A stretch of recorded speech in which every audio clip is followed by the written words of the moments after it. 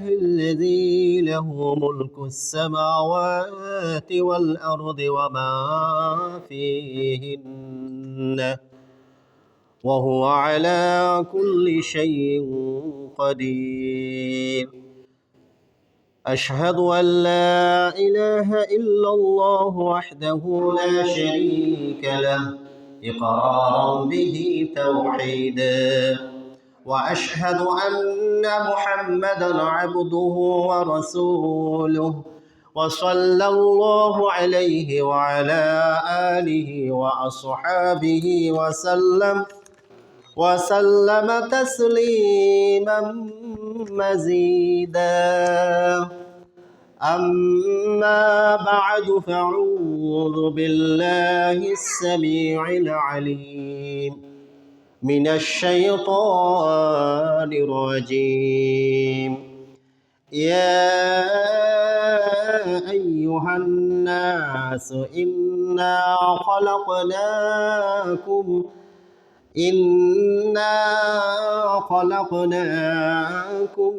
من ذكر وأنثى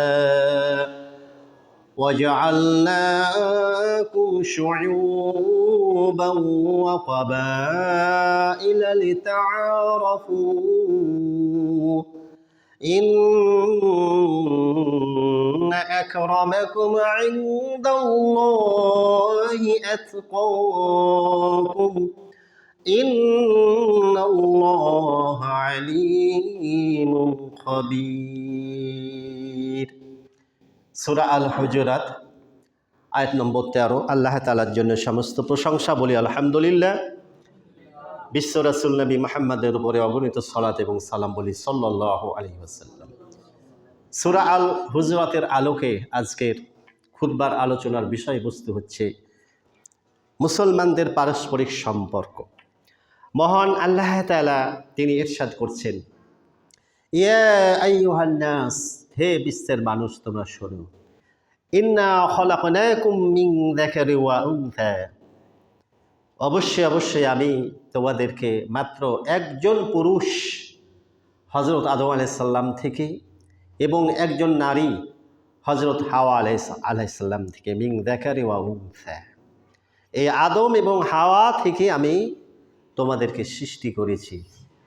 সমস্ত সৃষ্টি, এই পৃথিবীর সমস্ত মানুষ আদম এবং হাওয়া আলাইহিস সালামের বংশধর। এই একজন নর এবং একজন নারী থেকেই সমস্ত পৃথিবীর এই বানি আদমের উৎপত্তি। কিয়ামত পর্যন্ত এই বংশধারা আল্লাহ রাব্বুল আলামিন জারি রাখবেন এই পৃথিবী আবাদ করার জন্য। মহান আল্লাহ তাআলা এর উদ্দেশ্য এবং কারণ সম্পর্কেও বলেছেন। আর এই মানুষের মধ্যে আল্লাহ রাব্বুল আলামিন তিনি বিভিন্ন জাতি বিভিন্ন গোত্রে মহান আল্লাহ তাআলা মানুষকে বিভক্ত করে দিয়েছেন। সে সম্পর্কে আল্লাহ তাআলা বলছেন, ওয়াজআলনাকুম শুউবাও ওয়া কাবাইল, অতঃপর আমি তোমাদেরকে বিভিন্ন জাতি এবং গোত্রে আমি বিভক্ত করেছি। ইংরেজ জাতি, বাঙালি জাতি, উর্দুভাষী, হিন্দিভাষী, বাংলাভাষী, কত জাতি ধর্মের ভিত্তিতে, হিন্দু, মুসলিম, বৌদ্ধ, খ্রিস্টান, আরও কত গোত্র, বিভিন্ন গোত্র। কুরাইশদের মধ্যে কত গোত্র রয়েছে, আরবদের মধ্যে কত গোত্র রয়েছে।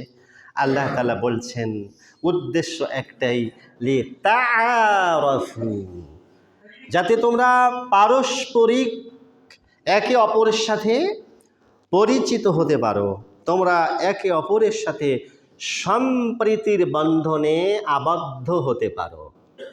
এরপরে মহান আল্লাহ বলেন, ইন্না আকরামাকুম ইনদাল্লাহি আতকাকুম, নিশ্চয়ই আল্লাহ তাআলার কাছে সবচাইতে সম্মানিত সেই ব্যক্তি তোমাদের মধ্যে, যে ব্যক্তি আল্লাহ রাব্বুল আলামিনকে ভয় করে, তাকওয়ার জীবন অবলম্বন করে। সামনে রমাজান মাস, এই রমাজান মাস আছে আমাদের তাকওয়ার গুণে গুণান্বিত হতে। এরপরে মহান আল্লাহ বলছেন, ইন্নাল্লাহা আলিমুন খাবীর, হে মানুষ তোমরা যে কাজকর্ম করো, তোমাদের যে কার্যকলাপ, এগুলো সম্পর্কে আমি সব চাইতে ভালো জ্ঞান রাখি। তোমাদের প্রত্যেকের খবর আমার নিকটে রয়েছে, আমার কাছ থেকে তোমাদের কোনো কিছু গোপন থাকে না। রাত্রের অন্ধকারে গোপনে লোকচক্ষুর অন্তরালে কি কাজ করো, আর দিনের প্রকাশ্য আলোতে তোমরা কি কাজ করো, উভয় অবস্থা আল্লাহ পাকের কাছে সমান। আল্লাহ পাকের কাছে কোনো জিনিস গোপন থাকে না। জমিনের ওপরে কি করেন আর সমুদ্রের তলদেশে পানির নিচে কি করেন, আল্লাহ সবটাই জানেন।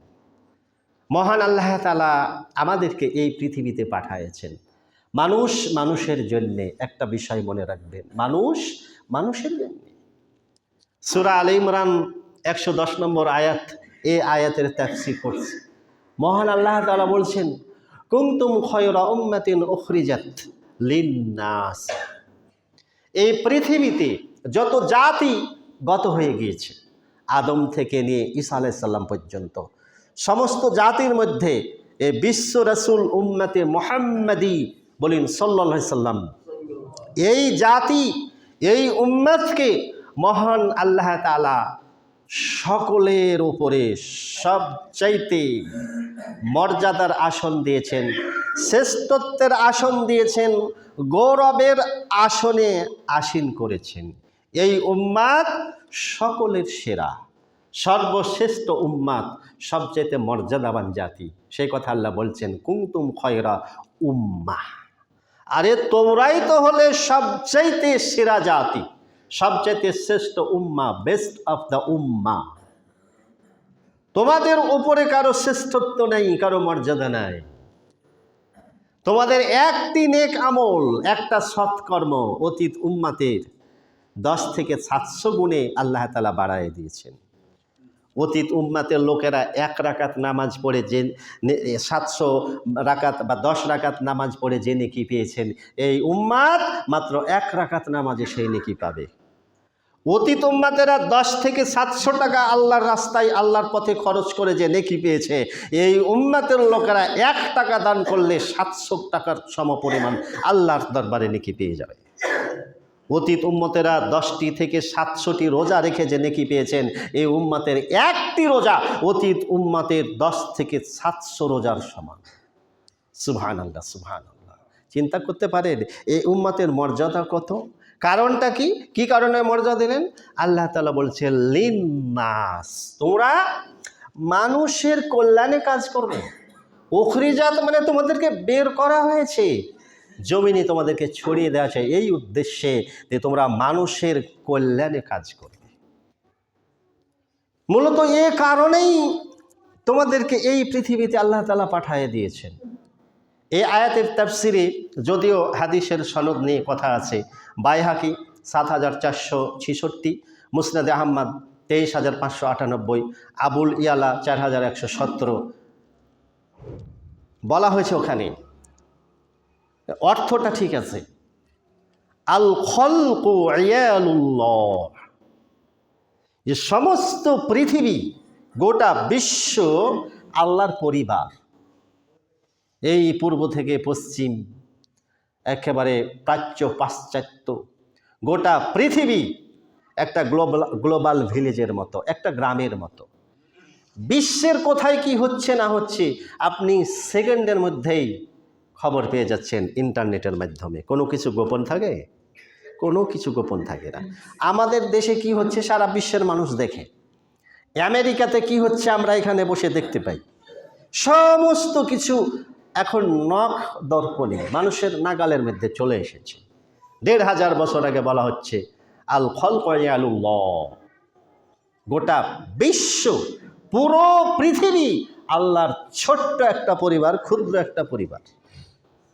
এই পরিবারের মধ্যে আল্লাহ পাকের কাছে প্রিয়কে, সম্মানিতকে বলা হচ্ছে ফা আহাব্বুল খলকি ইলাল্লাহ আনফাউহুম লিইয়ালিহি, যে ব্যক্তি তার পরিবারের সবচাইতে উপকারে আসে, কাজে আসে, যে ব্যক্তি তার পরিবারের সবচাইতে কল্যাণকামী, অর্থাৎ মানুষ, যে মানুষ অপর মানুষের কল্যাণ করে, উপকার করে, এই মানুষ হচ্ছে আল্লাহ পাকের কাছে পৃথিবীর সবচাইতে উত্তম মানুষ, পছন্দের মানুষ, প্রিয় মানুষ। শুধু সালাত, সিয়াম, হজ, তাসবিহ, তাহলিল, জিকির, আজকার এর নাম ইসলাম নয়। সালাতের পরে, নামাজের পরে যে আমলটি মানুষকে সবচাইতে বেশি জান্নাতে প্রবেশ করাবে, জান্নাতে নিয়ে যাবে, সেই আমলটাই হচ্ছে মানুষের কল্যাণে কাজ করা, মানুষের উপকারে কাজ করা, দুস্থ মানুষের পাশে দাঁড়ানো, অভাবগ্রস্ত ব্যক্তিকে সেবা, তার অভাব দূর করা, অসুস্থ ব্যক্তির চিকিৎসা করা, তার খোঁজ খবর নেয়া, এই আমলগুলো আল্লাহ পাকের কাছে অত্যন্ত উঁচু মানের, দুনিয়াতেও সম্মান, আখিরাতেও সম্মান। আপনাদের জানা আছে বুখারী এবং মুসলিমের যে বিভিন্ন বর্ণনা থেকে এক হাদিসে 5টি, এক হাদিসে 6টি, আর এক হাদিসে 7টি, সব মিলিয়ে আমরা এই যে মুসলমান, ইন্নামাল মুমিনুনা ইখওয়া, এক মুসলিম অপর মুসলিমের ভাই, মুসলমান মুসলমান পরস্পর ভাই ভাই। অতএব ভাইয়ের খোঁজ খবর আপনি রাখবেন না? সামনে রমজান মাস আসছে, এ রমজান মানে কি শুধুমাত্র নিজে ভুরি ভোজ করে ভালো ভালো আইটেমের ইফতার করা আর সাহারি করা? নিজের জন্যে আপনি অপর মুসলিমের খোঁজ নেবেন না? আপনার প্রতিবেশীর বাড়িতে ইফতারটা কেমন হলো ওটা আপনি জানবেন না? না আপনি নিজেই খাবেন? আরে রমজান মাসকে এক শ্রেণীর মানুষ শুধু খাদ্য আর ভুরি ভোজনের মাস হিসাবে গ্রহণ করে, উৎসবের মাস, ভালো ভালো খেতে হবে, এজন্য না। ইসলাম বলছে তুমি নিজে খাও, অপরকে খাওয়াও, খেতে শিখুন আর দিতে শিখুন। তাহলে এক মুসলমান অপর মুসলমানের প্রতি কয়টা হক রয়েছে? টোটাল 7টা হক রয়েছে। কয়টা? 7টা। আর এ হক আবার 2 প্রকার, এ অধিকার আবার 2 প্রকার, একটা জীবিত অবস্থায় আর একটা মৃত অবস্থায়। এই যে আপনাদের গোরস্থানের কাজ চলতেছি, মাটি ভরাট করলেন, এটা যে কত বড় পুণ্যের কাজ, কত বড় সবের কাজ। একজন মানুষকে সেখানে দাফন করবেন। আল্লাহু আকবার। আদম আলাইহিস সালামের 2 পুত্রের ঘটনা জানেন না? 2 জন, ওই যে এক ভাই অপর ভাইকে হত্যা করলো, সূরা মায়েদার মধ্যে আসে না? ঘটনা তো জানা আছে। কুরবানি, সেই থেকে কুরবানির উৎপত্তি আসছে আদম আলাইহিস সালামের 2 পুত্র থেকে। শেষে এক ভাই অপর ভাইকে হত্যা করলো না? ছোট ভাই বড় ভাইকে হত্যা করলো। এই পৃথিবীতে এর আগে মানুষ খুন হয়নি, মারাও যায়নি। লাশ কিভাবে দাফন হবে জানে না তো, হাহুতাশ করতেছে। শেষ পর্যন্ত মহান আল্লাহ তাআলা 2টো কাক পাঠিয়ে দিলেন। 2 কাকে ঝগড়া লাগলো, এক কাক অপর একটা কাককে মেরে ফেললো। তারপরে ওই যে মৃত কাকটিকে কিভাবে দাফন করা হবে, ওই তার ভাইয়ের সামনে, ও ভাই দেখতেছে। আসলে এখান থেকে ট্রেনিং, যে মৃত মুসলমান মারা গেলে তাকে দাফন করতে হবে, তাকে মাটির ওপরে রাখা যাবে না, দ্রুত সম্ভব তাকে ঢেকে দিতে হবে। ওই কাকটি নিজের নখ দিয়ে মাটি খুঁড়ে খুঁড়ে খুঁড়ে খুঁড়ে এবারে মৃত কাকটিকে ঢেকে দিল, দাফন করে দিল। তখন ওই ভাই বলছে, হাই আমি কত অধম, এ কাকের সমানও শক্তি রাখি না। সূরা মায়েদার 1ম দিকে পাবেন, ঘটনা আছে। তো এক মুসলমান অপর মুসলমানের মধ্যে হক কয়টা? 7টা হক। মনোযোগ দিয়ে শুনুন এবারে। শুধু পূর্ব পশ্চিমে মুখ ফিরাবেন। লাইসাল বিররু আন তুওয়াল্লু উজুহাকুম কিবালাল মাশরিকি ওয়াল মাগরিব। আল্লাহ বলে দিচ্ছে যে পূর্ব পশ্চিমে শুধু ঠক ঠক করে 2-4টা সেজদা দিলেই, মুখ ঘুরালে, এর মধ্যেই তোমাদের জান্নাত নয়। আরে এতে তোমাদের কোনো কল্যাণই নেই, এতে কোনো নেকি নাই। শুধু পূর্ব দিকে আর পশ্চিম দিকে শুধু সেজদা দিবে আর রুকু করবে আর সিজদা দিবে, এর মাধ্যমে মনে করছো সিদ্ধি লাভ করে নিয়েছো, জান্নাত তোমার পৈতৃক সম্পত্তি, জান্নাত কিনে ফেলেছো 2-4টা সেজদা দিয়ে। আল্লাহ বলতেছে কথা যে না, এর মধ্যে কোনো কল্যাণই নাই। কল্যাণ রয়েছে কিসে? ওই সূরা বাকারার 157 নম্বর আয়াত পড়ে নেবেন, লম্বা আয়াত, সময় খুব কম, ওটা ব্যাখ্যা দিতে গেলে আজকের আলোচনার বিষয় আমি শেষ করতে পারবো না। শর্টকাট, এক মুসলমান অপর মুসলমানের পারস্পরিক হক হলো 7টা। কয়টা? 7টা। মুখস্থ করিয়ে দিছি, আগামী জুমা ইন্টারভিউ হবে ইনশাল্লাহ। এক, দেখা হলে সালাম, কিন্তু ভুলেও কখনো বেনামাজিকে সালাম দিবেন না। কথা মনে থাকবে তো? ও আপনার ভাই হোক, আর আপনার ছেলে হোক, আর আপনার শ্বশুর হোক, আর আপনার বিহাই হোক, আর যত বড়ই নেতা হোক, বেনামাজিকে সালাম দেওয়া যাবে না।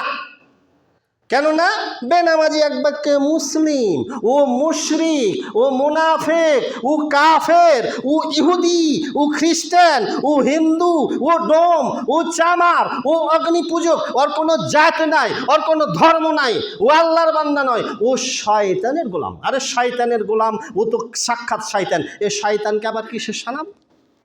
খবরদার কোনো বেনামাজিকে ভুলেও সালাম দিবেন না।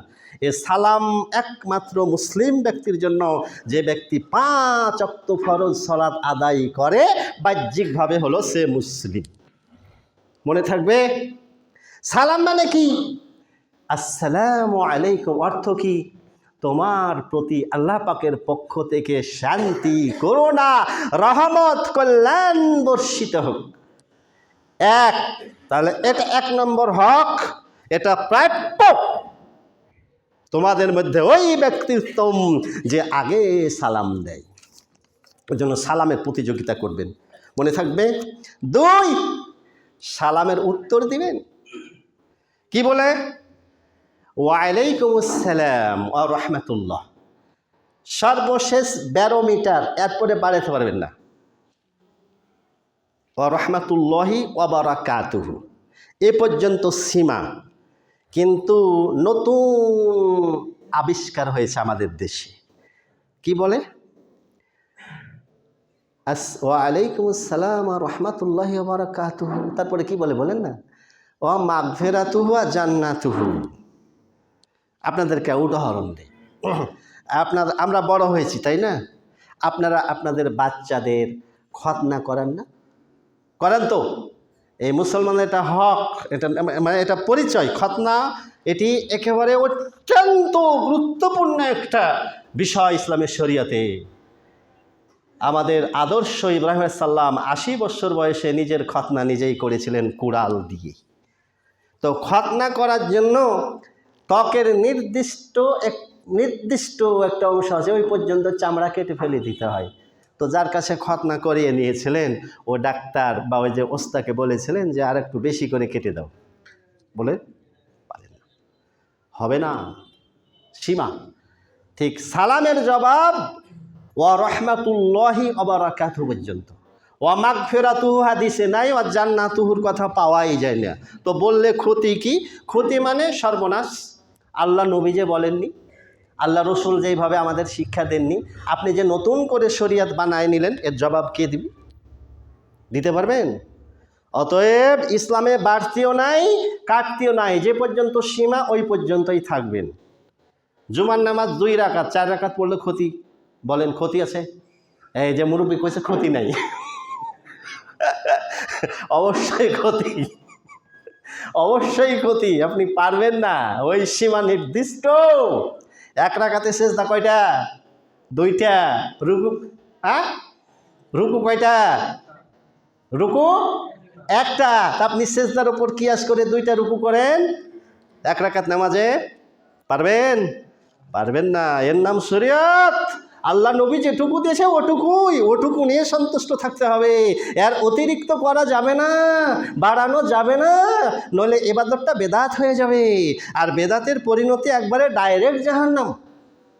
অতএব 2, ওয়ালাইকুম আসসালাম ওয়া রাহমাতুল্লাহি ওয়া বারাকাতুহু, মনে থাকবে সালামের জবাব দেওয়া। 3 নম্বর, আপনার পাশে বসে আছে, অনেকে এত জোরে হাঁচি দেয় রে, সুবহানাল্লাহ। হার্টের রোগী যারা আছে না, ও চমকে যায়, পিলে চমকে যায়। আছেন এরকম? এত জোরে হাঁচি দেয়। এখন আমি যদি হাঁচি দিই তো আপনারাও চমকে যাবেন না? স্বাভাবিক। তাহলে হাঁচি দাতা কি বলবে? হাঁচি পড়লে কি বলবে? আলহামদুলিল্লাহ। সে যদি জোরে বলে, উচ্চ স্বরে বলে, আর আপনি যদি শুনতে পান, এখন তার পাওনা হয়ে গেল, প্রাপ্য সে পাবে আপনার কাছ থেকে দোয়া। কি বলবেন? ইয়ারহামুকাল্লাহ, আল্লাহ তোমার প্রতি রহমত নাজিল করুন, রহমত দান করুন। আল্লাহ রসুল এক মজলিসে বসে আছেন, এক সাহাবী হাঁচি দিল, আলহামদুলিল্লাহ জোরে পড়েননি, আল্লাহ রসুল শুনতেও পাননি, তিনি উত্তরও দেননি। তার কারণ উত্তর আসবে যদি আমি শুনতে পাই, তবে না উত্তর। আপনি যদি আমাকে সালাম না দেন তো আমি কি আপনাকে সালামের জবাব দিতে পারবো? তা আমার হাঁচি পড়লো, আমি যদি আলহামদুলিল্লাহ না বলি জোরে, তা আপনি কেমনে জানবেন যে আমি পড়েছি? কাজে যে ব্যক্তি জোরে পড়বে আলহামদুলিল্লাহ, শব্দ শুনলে বলবেন ইয়ারহামুকাল্লাহ। ওই সাহাবী জোরে বলেননি আলহামদুলিল্লাহ, আল্লাহ নবী উত্তরে দেননি। কথা বুঝছেন? তাহলে আলহামদুলিল্লাহ জোরে বলবেন মজলিসে থাকলে, তাহলে কি হবে? আপনি আপনার ভাইয়ের কাছ থেকে দোয়া পাবেন। 3 গেল।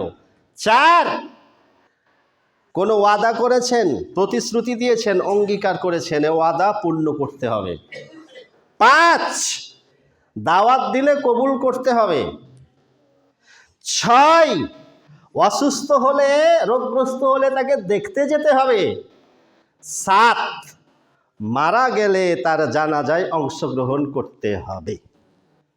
অনুমতি দিবেন, আজকের পয়েন্টটা শেষ করে দিই। সামনে রমজান মাস, যদি 2-5 মিনিট সময় পার হয়ে যায় তো কেউ অস্থির হবেন না।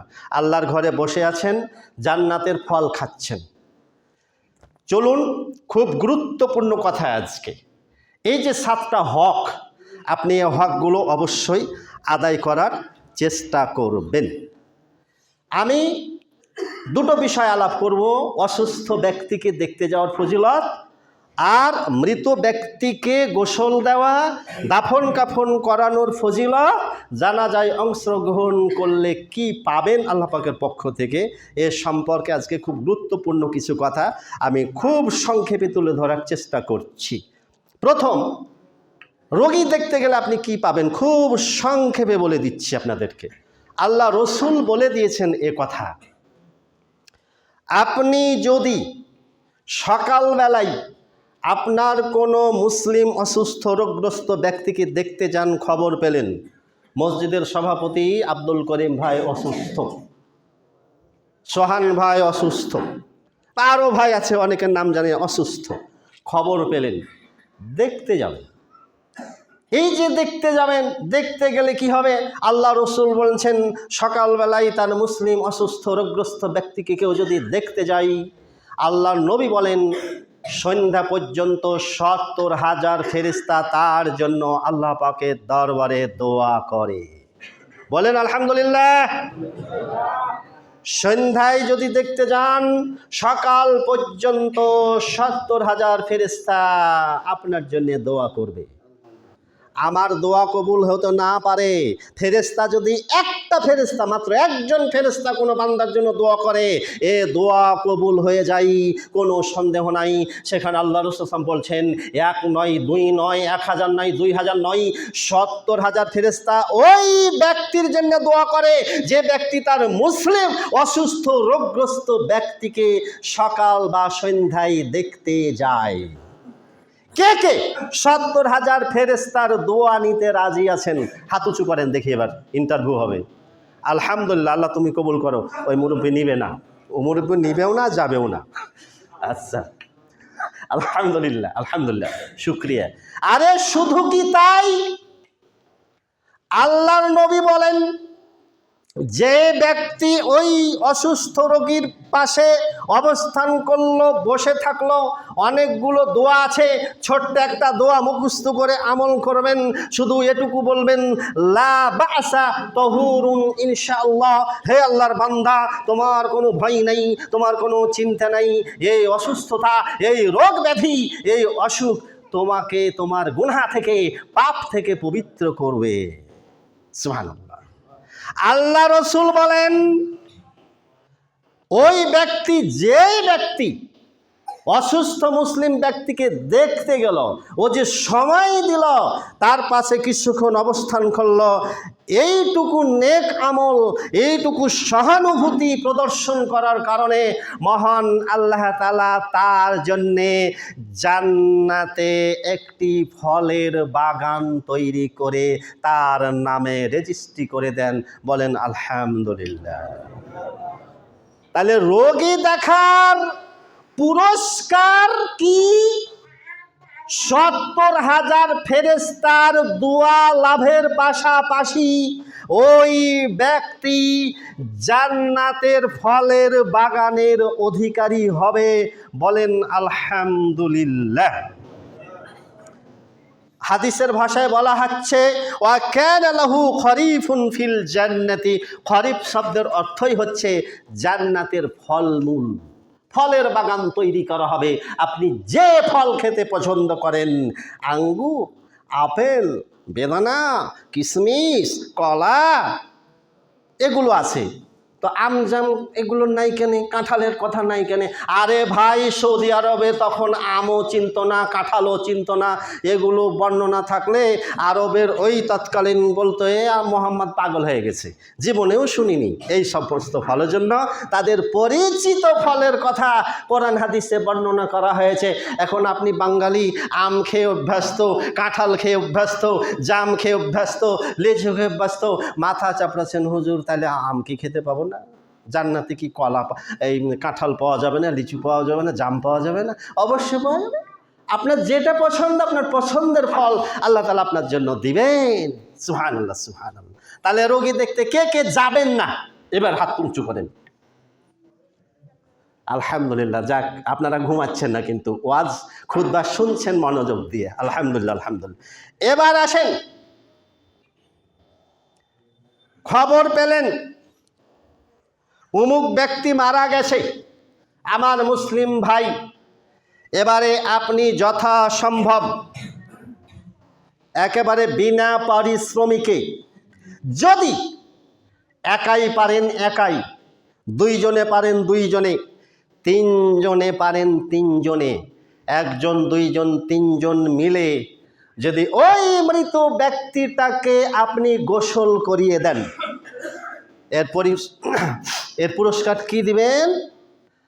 আল্লাহ তাআলা বলছেন, আল্লাহ নবী বলছেন যে মহান আল্লাহ তাআলা ওই ব্যক্তিকে, যে ব্যক্তি তার মৃত মুসলিম ভাইকে গোসল করালো আর তার শরীরের, তার দেহের কোনো খুঁত, কোনো দোষ ত্রুটি গোপন করে নিল, কারো সামনে প্রকাশ হতে দিল না, ও নিজের পেটের মধ্যে হজম করে নিল, আল্লাহ তাআলা তাকে ৭০ বার ক্ষমা করবেন না, ৪০ বার ক্ষমা করবেন। কতবার?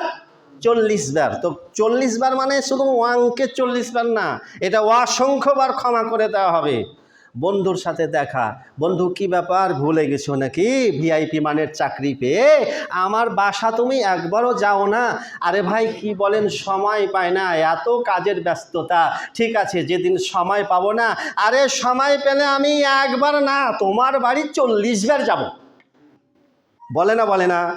একবার না ১০ বার যাব। আরে তুমি আমার এত প্রিয়, কোনো প্রয়োজন পড়লে তোমাকে একবার না, তোমাকে ১০০বার সাহায্য করব। তার মানে আপনি গয়না গয়না করবেন নাকি? তার মানে কথাটা আধিক্য বুঝায়, অসংখ্যবার যাব। আল্লাহ বলছেন, আল্লাহ নবী বলছেন ৪০ বার ক্ষমা, মানে আল্লাহ তাআলা তাকে ক্ষমা করতেই থাকবেন, করতেই থাকবেন, করতেই থাকবেন। সুবহানাল্লাহ, সুবহানাল্লাহ। এরপরে যে ব্যক্তি, একক পক্ষে সম্ভব না, মৃত তার মুসলিম ভাইকে দাফন করার জন্যে, মাটির নিচে ঢেকে দেওয়ার জন্যে কবর খনন করলো বিনা পারিশ্রমিকে, কোনো পয়সা ছাড়াই, কোনো লেনদেন ছাড়াই, লিওয়াজহিল্লাহ ফি সাবিলিল্লাহ রিদওয়ানুল্লাহি তাআলা, একমাত্র আল্লাহ রাব্বুল আলামিনের সন্তুষ্টির জন্যে, এর প্রাপ্য আল্লাহর কাছ থেকে নেওয়ার জন্যে। আল্লাহ তাআলার নবী বলছেন, যে ব্যক্তি তার মৃত ব্যক্তির এই যে কবর খনন করবে, তাকে দাফন করার জন্যে মহান আল্লাহ তাআলা এর পুরস্কার হিসাবে ও তো মারা যাবে। আমি একজনের কবর খনন করলাম, তা আমি কি বেঁচে থাকবো? না, আমাকেও যেতে হবে মাটির নিচে, আমিও তো একদিন মারা যাব। তা আল্লাহ নবী বলছেন ওই ব্যক্তি তো মারা যাবে, কিন্তু তার জন্য মহান আল্লাহ তাআলা কিয়ামত পর্যন্ত নেকির ধারা জারি রাখবেন। কিয়ামত পর্যন্ত তার আমলনামায় মহান আল্লাহ তাআলা নেকি দিতেই থাকবেন, নেকি দিতেই থাকবেন, নেকি দিতেই থাকবেন। শুধু এটা শেষ নয়, মহান আল্লাহর নবী বলেন যে ব্যক্তি বিনা পারিশ্রমিকে কবর খনন করলো, কিয়ামত পর্যন্ত তো নেকি পেতেই থাকবে আল্লাহ পাকের কাছ থেকে। মহান আল্লাহ তাআলা তার সর্বোচ্চ পুরস্কার হিসাবে মহান আল্লাহ তাআলা তাকে জান্নাতের একটি বাড়ি বরাদ্দ করে দেবেন। আলহামদুলিল্লাহ, সুবহানাল্লাহ, সুবহানাল্লাহ। আল্লাহর নবী বলেন যে ব্যক্তি তার মুসলিম ভাইকে নিজ হাতে কাফন পরিয়ে দিল, আল্লাহ তাআলা কিয়ামত দিবসে তাকে জান্নাতি পোশাক পরিয়ে তাকে জান্নাতে প্রবেশ করিয়ে দেবেন। আলহামদুলিল্লাহ, আলহামদুলিল্লাহ। এই যে মানুষের উপকার, মানুষের কল্যাণ, এটা আল্লাহ রাব্বুল আলামিনের কাছে সবচাইতে পছন্দের আমল, এবং আমাদেরকে এই মানব কল্যাণমূলক আমল, এই কাজগুলো খুব সহজে অনায়াসে আমাদেরকে জান্নাতের অধিকারী বানায়া দেয়। আল্লাহ যেন আমাদেরকে কবুল করেন, আমরা যেন মানুষের পাশে দাঁড়াতে পারি, মানুষের কল্যাণে কাজ করতে পারি। সুবহানাল্লাহ, সুবহানাল্লাহ। চিন্তা করতে পারেন, এখন দেখেন, একটু হিসাবটা মিলিয়ে নেন যে রোগী দেখতে গেলেন, এই এক ফজিলত, এই এক পুরস্কার। মারা গেল, তাকে গোসল দিলেন, এ আর এক পুরস্কার। কাফন পরালেন, এ আর এক পুরস্কার। এখন এই যে এখানে দাফন করার কাজে যারা অংশগ্রহণ করেছে, যারা একটা সাধারণ পাবলিক গোরস্থানের ব্যবস্থা করে দিয়েছে, গোরস্থানের মাটি ক্রয়ে, গোরস্থান বানাতে যারা সাধ্য অনুযায়ী আল্লাহর পথে সদকা করেছে, তাদের পুরস্কারটা কত উঁচু মানের হবে, এর কোনো হিসাব নেই। এটা মুখে বলার মতো ভাষা নাই, এটার পুরস্কার অযাচিত, অযাচিত, অযাচিত। অতএব যারা সাধ্য মতো, আপনার 10টি টাকাও যদি এই গোরস্থানের মাটি ক্রয়ে মিশে থাকে, আপনি বড়ই সৌভাগ্যবান। অতএব এ কাজে বেশি বেশি পরিমাণে আপনারা সদকা করার জন্যে অংশগ্রহণ করবেন ইনশাল্লাহ। রাজি আছেন তো? যারা দেননি তারা মন খুলে প্রাণ খুলে দিবেন, ইনশাল্লাহ জান্নাতের অধিকারী আপনি হবেন।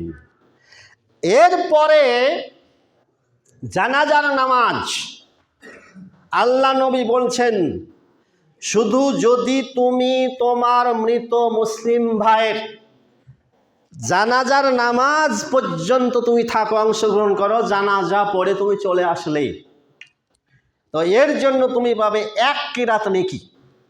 1 কিরাত মানে উহুদ পাহাড় সমপরিমাণ নেকি। উহুদ পাহাড় মানে বিশাল, এই যে হিমালয় পর্বত, তাজিংডং, বিশাল বিশাল পাহাড় আছে না, এই বিশাল পর্বত সম নেকির অধিকারী হবে শুধুমাত্র জানাজার নামাজে অংশগ্রহণ করলে।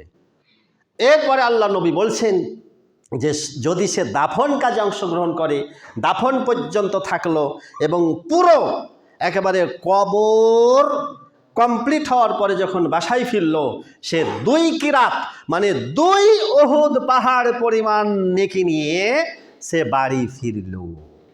বলেন আলহামদুলিল্লাহ।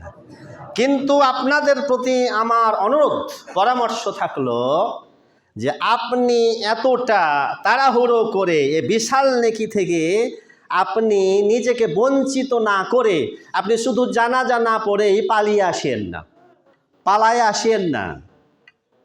আপনি দাফন পর্যন্ত একেবারে কবর কমপ্লিট হওয়া পর্যন্ত থাকার চেষ্টা করবেন। সহিহ মুসলিমের হাদিস, বিশিষ্ট সাহাবী আমর ইবনুল আস রাদিয়াল্লাহু তাআলা আনহু মৃত্যু শয্যায় শায়িত, তবে জ্ঞান আছে, সচেতন, উপবিষ্ট আছে তার পাশে সন্তানেরা। অনেক সাহাবী সেখানে এসেছে, ওসিয়ত করছেন, হে আমার ছেলে, হে আমার ভাইয়েরা, আমি যখন মারা যাব তখন তোমরা খুব দ্রুত আমাকে দাফন করে দেবে, আর দাফন করার পরে আমার কবরের পাশে ততক্ষণ পর্যন্ত অবস্থান করবে যতক্ষণ পর্যন্ত একটি উট জবে করে তার গোশত বন্টন করতে সময় লাগে।